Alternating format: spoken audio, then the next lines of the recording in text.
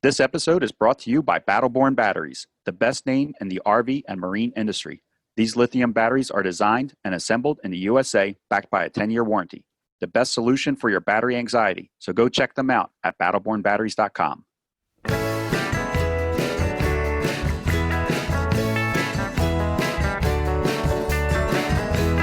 You are listening to Beyond the Wheel, a podcast about the people and ideas that drive the RV community forward.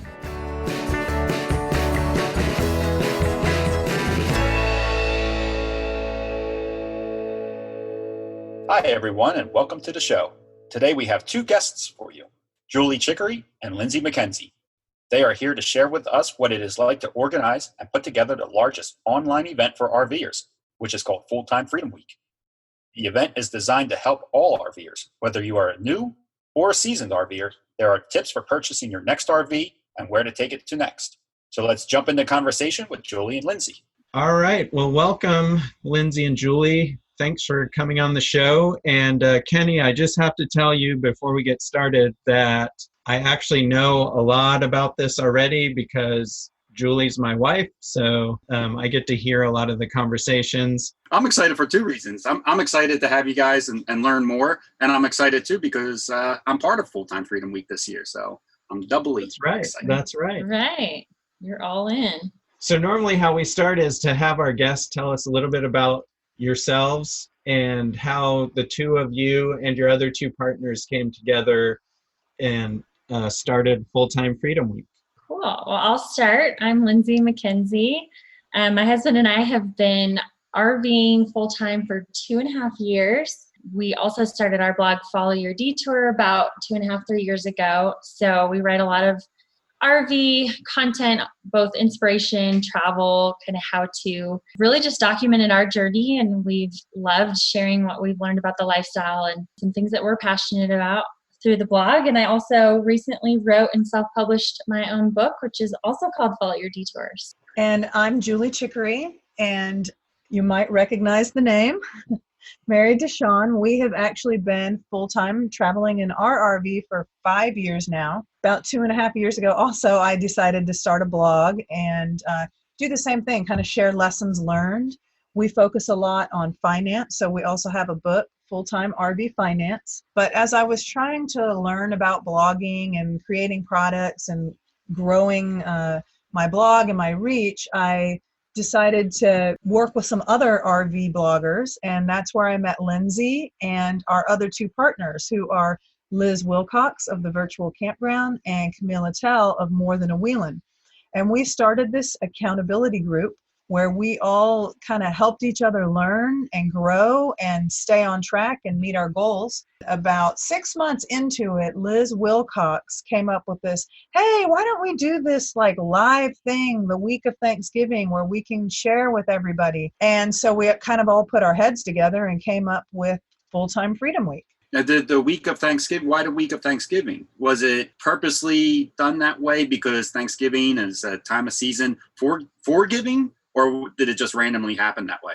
It sort of randomly happened that way. Our thought was when we first started it, we had just kind of a bundle of different products. And our thought was, towards the end of the year, people are thinking about the upcoming year and what goals they have. And a lot of times that's, travel and making big changes in their life. And so we had this bundle of different products that we thought would be a great holiday gift. We also thought, people are off work for the holidays and it's a good time to kind of binge watch these videos. It worked out well. The goal of the first event was really just to release some products that you guys had developed yourselves, or were there products from other people? And was it all to benefit just the RVing group, or was there other travel stuff involved? Well, it wasn't only our own products. What we decided to do is reach out to some other RVers that we knew that had products. They were books and courses and different types of things like that. And then we had the live event to try to introduce people to all of those different brands and different products. As a result of having all those products, the live was a good way to share them to people. And the goal has always been to share it with people who are interested in RVing and want to learn more about it. The original event was all done on Facebook Live, if I remember correctly. Now it's grown. So can you tell us about the format of the event and what it's evolved into now? Yeah, so as Julie mentioned, we realized that people really loved the videos. They loved the products in the bundle, but it was so fun to see the engagement and excitement of people watching the videos and how that kind of brought people together.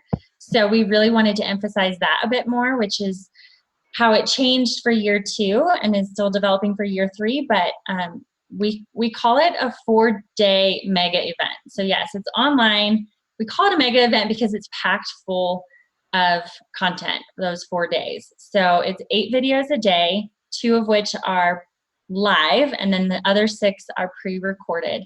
And it's just a really wide range of topics that we'll kind of go into a little bit later, but it's free to attend. We just want, this information to be accessed for RVers of all types and all over the place. And is it still the week of Thanksgiving, or what's the date of the event this year? We actually got feedback that the week of Thanksgiving was not good. Well, and we thought everyone might want to lay around and binge watch videos.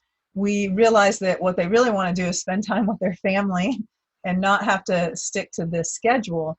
We sent out a survey and we determined that the best week to do it is the beginning of November. So now it is the 5th through the 8th of November.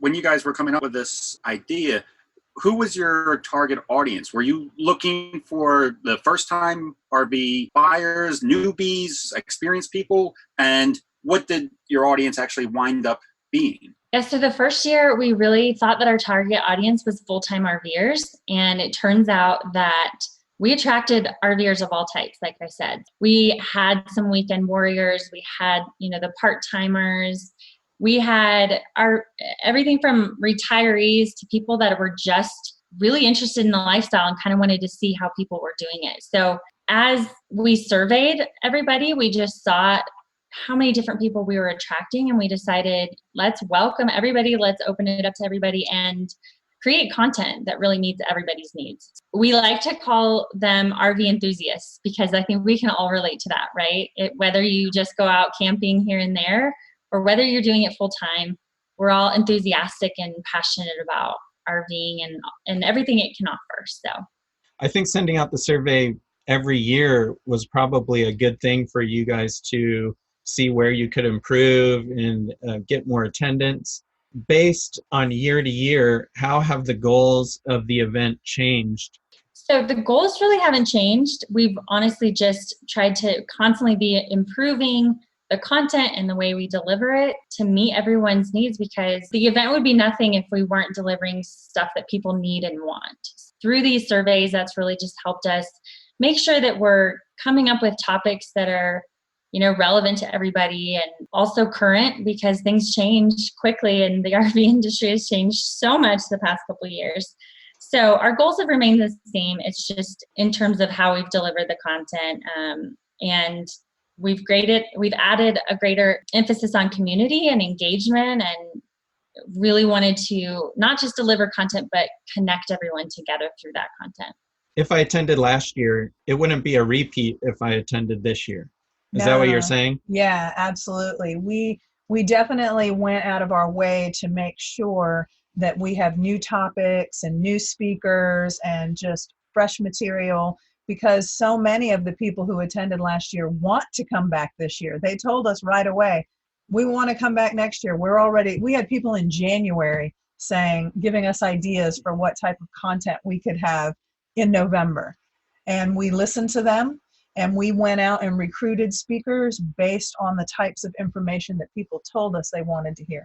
You mentioned that you go out and you get speakers recruited based off that information, which is amazing. I think it's fantastic that not only do you guys listen, but you actually turn that around and implement it and use that information, and not just, we heard you, but we don't discard that. How do you guys contact? Would you consider them content creators for the event?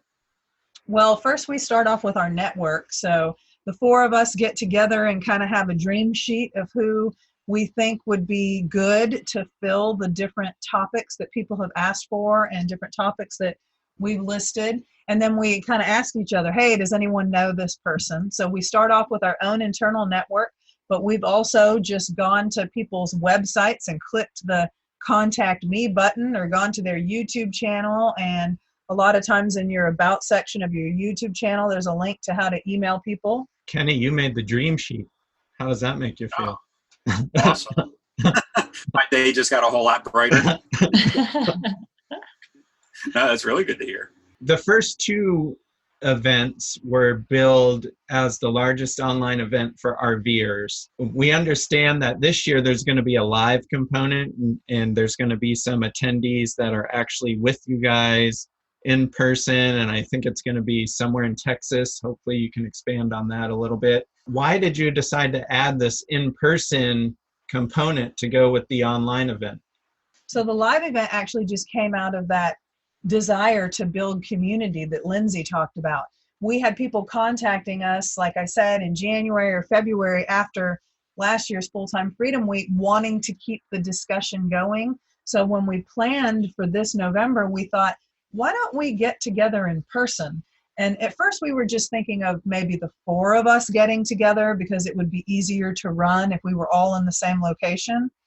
But then we said, hey, why don't we invite back some of the people who were involved last year. And then we just decided to open it up to anyone, but we are keeping it small.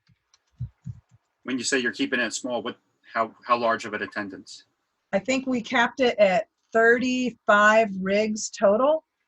Oh, wow. Yeah, 35 rigs total. And so we have room for 15 more. And then a lot of those rigs, I say rigs because there's also obviously ones that have multiple people. So it's not necessarily a ticket number we capped it at. We capped it at the number of RVs because of the location that we're having it in.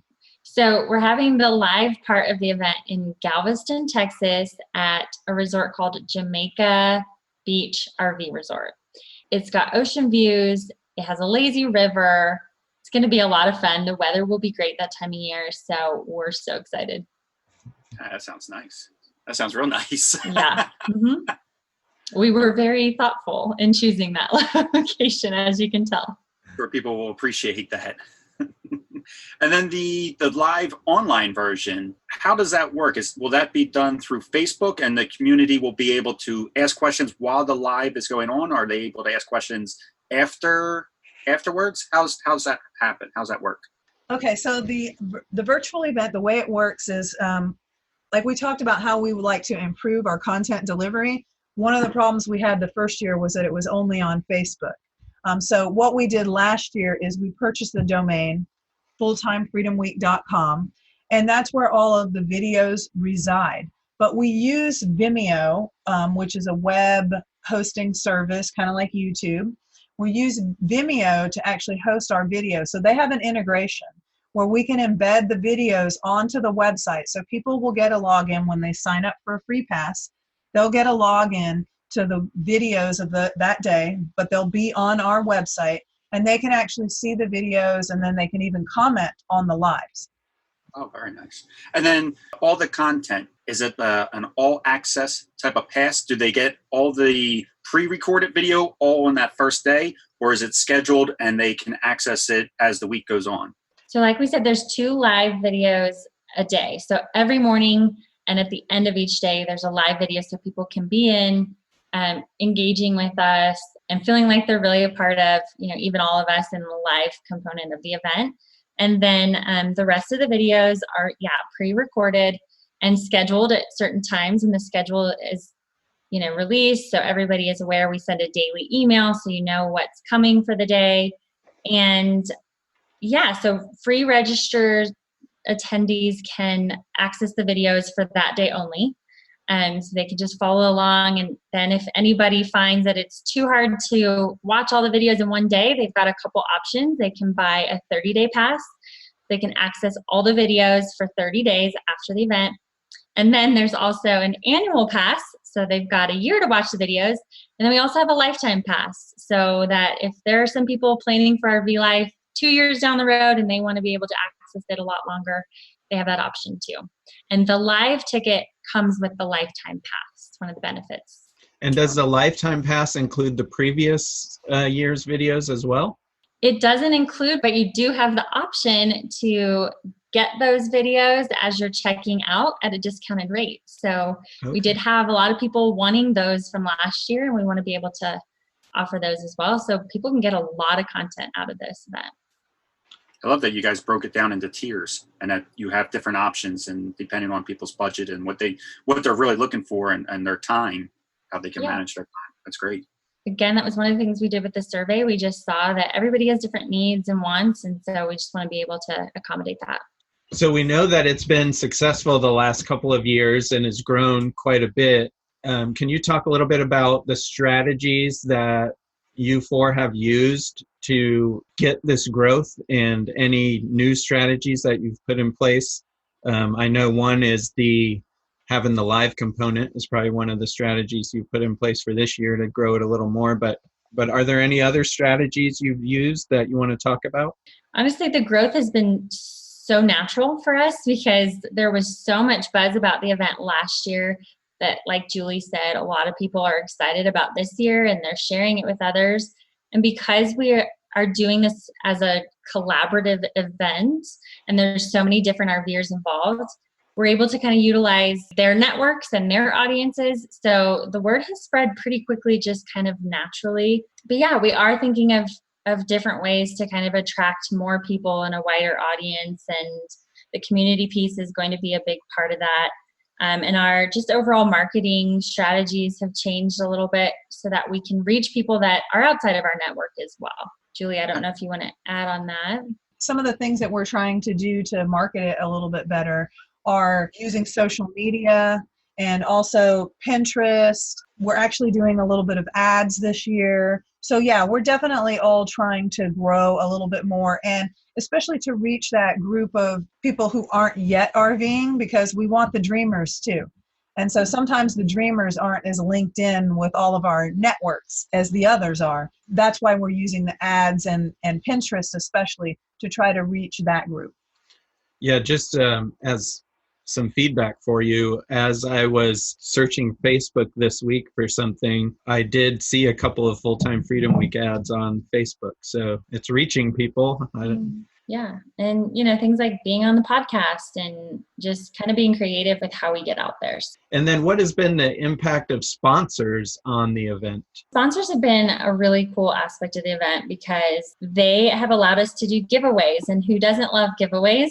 It just adds into that kind of fun and entertainment piece of the event. And another great thing about the sponsors is that, we've incorporated them into the content so that we can really deliver high value content, and we're having them in for Q&As because as much as we all love to learn from the experiences of others, I think it's also really valuable to be able to, go straight to the source and ask these companies with these products questions so that the attendees are really feeling like they're getting answers to their most burning questions and what applies most to them and not just kind of general information. I would think that's a good benefit for the sponsor as well, that the sponsor is able to hear direct feedback right from the customer in person and maybe not in a nasty gram. Because usually, I'm sure most of these products, feedback, nobody ever talks about good stuff. So I'm sure they appreciate getting feedback right from people live like that. Absolutely. And the sponsors,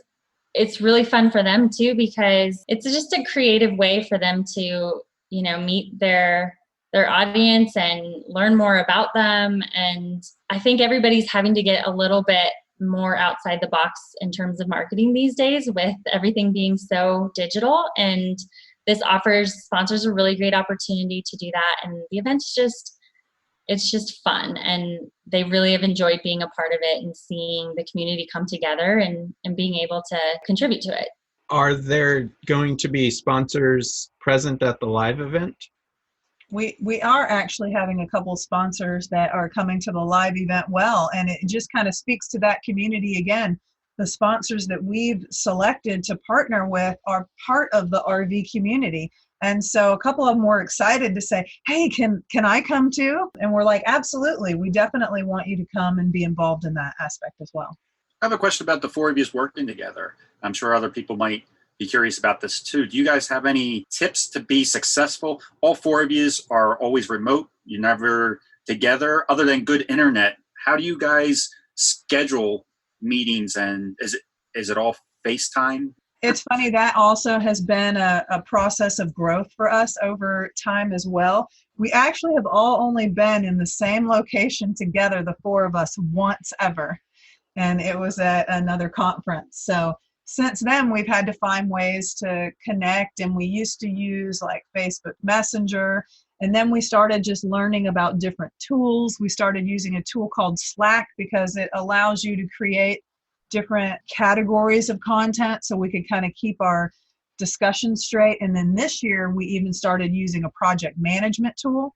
It's an online project management tool. So it actually lets us track all the tasks and have discussions related to those tasks in there. So as the project has grown, so have we. And really, it's also been because we all have our own businesses as well.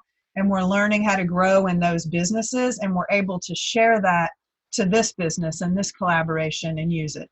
It's definitely been a challenge at times because I think we're also used to doing everything in our own businesses. So then when we came together, we brought that to the team of we're all going to do everything. Things weren't as efficient and people were doing things that they weren't as comfortable doing. And this year we really were able to nail down everybody's strengths and pick out roles so that everybody is doing tasks that they A, enjoy, and B, is kind of in their genius zone. And we are so much more efficient this year.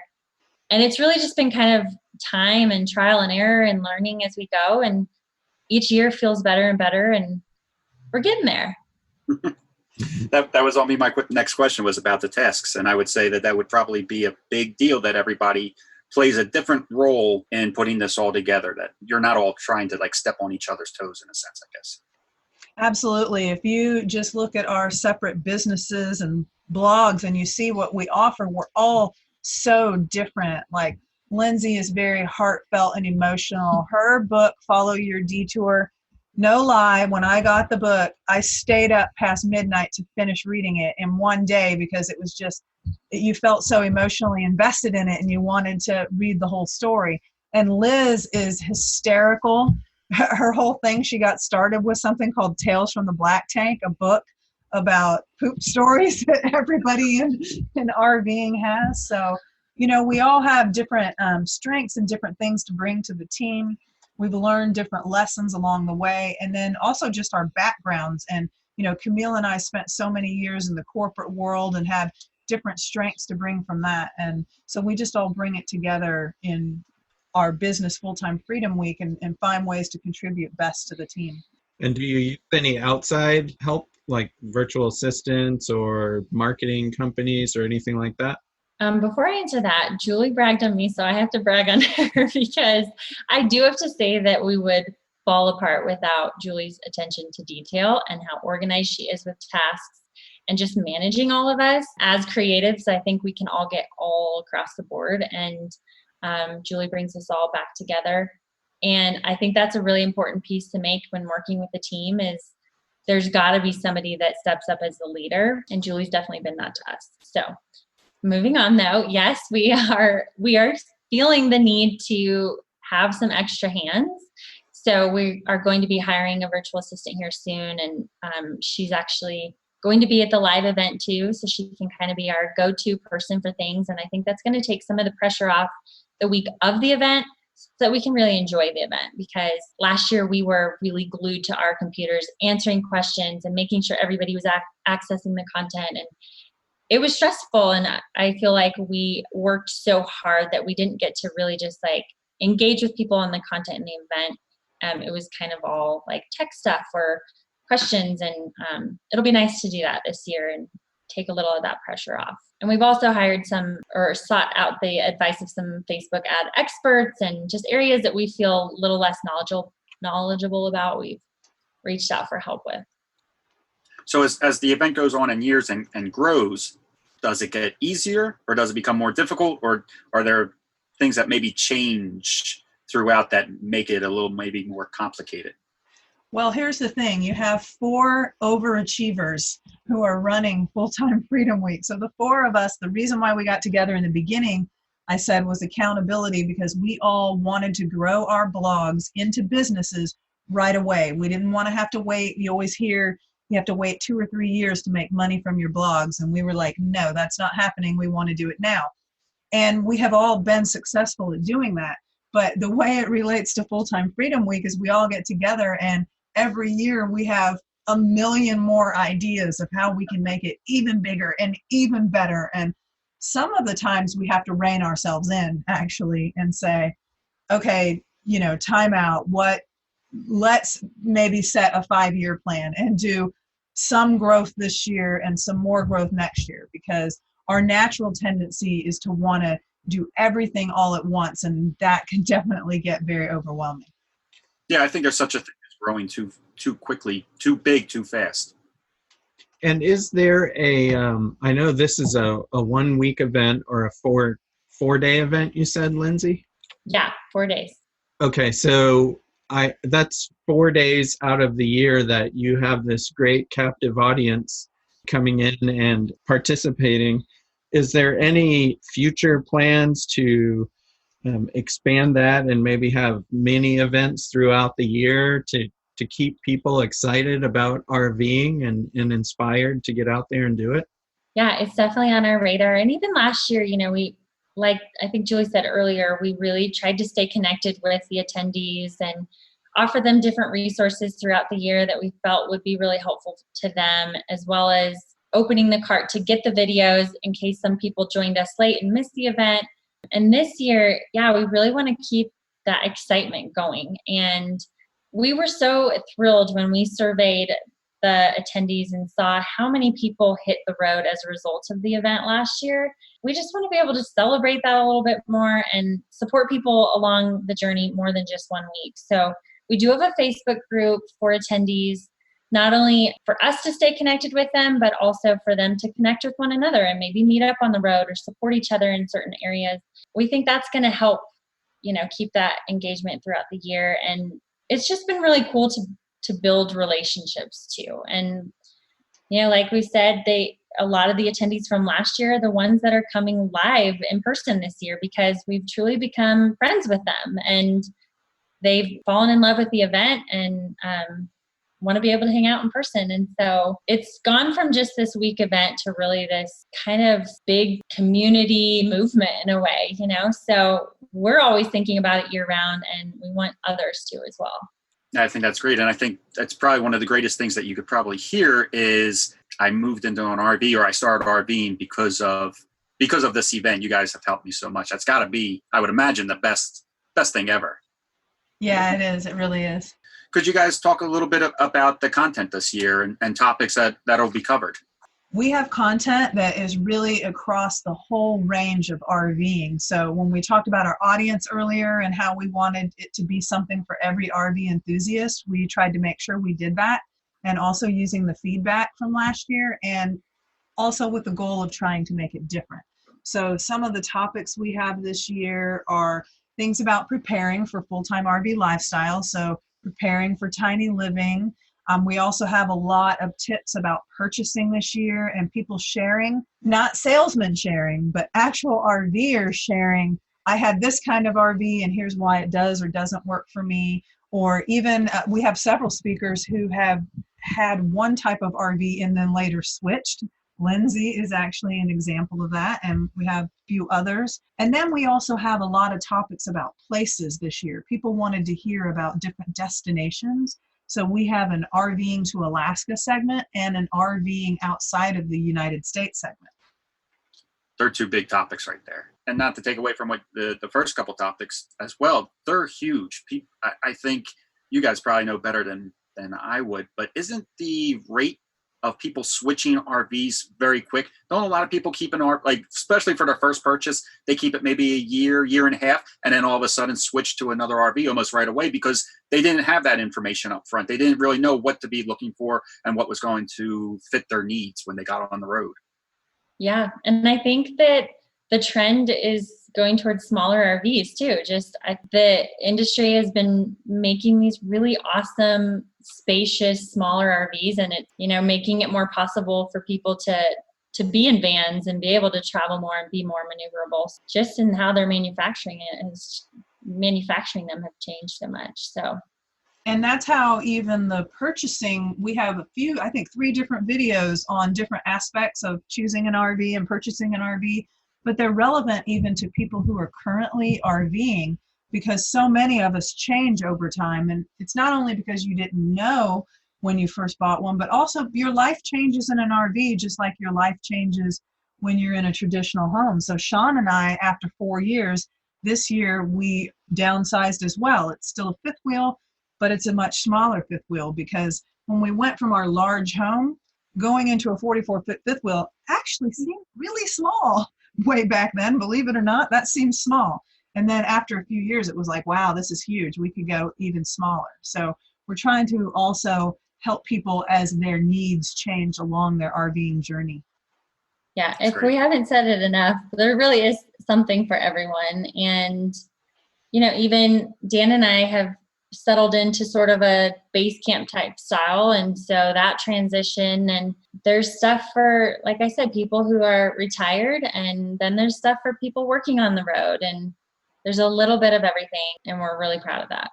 So how can people find out more information about Full-Time Freedom Week, and how will they go about signing up for the event, whether it be at the live event in Jamaica Beach RV Resort, or attending the web-based version? Well, we made it really simple. They can go to fulltimefreedomweek.com, and on there they can learn everything they want to about the event. There's a page with a list of speakers and their bios. There's a page with the schedule. Most importantly, right in the corner, it says register now. And when you go to that page, it has all the different pass options that Lindsay told you about, from the free pass all the way to the lifetime pass, and including a link to the live event. And is everyone entered for, you said there's going to be giveaways. Does everyone get automatically entered for the giveaways, or is there a separate process for that? Nope. Anybody who has a ticket is eligible to be in the giveaway. All right, great. Well, I think that's all of our questions. Is there anything that we might have missed or that you want to go back and talk more about? I think it's good. Okay. All right. Not at all. Yeah. Cool. Well, thanks so much for coming on. This was great. This was very informational for me. Even being part of it, there's so much involved that it's hard to really wrap your mind around it also. But for me, this has been wonderful. I really enjoyed it. I really enjoyed talking with both of you and learning more about it. Yeah, it's fun to share the history of how it came about and how it's grown. And that's just a big part of the event itself. So thanks for letting us share that. Yeah, thank you. Thanks to Julie and Lindsay for coming on and talking about Full-Time Freedom Week. This is a growing event put together by 4 high-energy women. It was great to learn about how they came together and the growth over the past few years. Check out fulltimefreedomweek.com for more information about the event. If you like this episode, please rate the podcast and send us a comment. Kenny and I both enjoy the feedback, and it helps us improve the content. Thanks so much for listening, and safe travels. This episode is brought to you by Battleborn Batteries, the best name in the RV and marine industry. These lithium batteries are designed and assembled in the USA, backed by a 10-year warranty. The best solution for your battery anxiety. So go check them out at battlebornbatteries.com.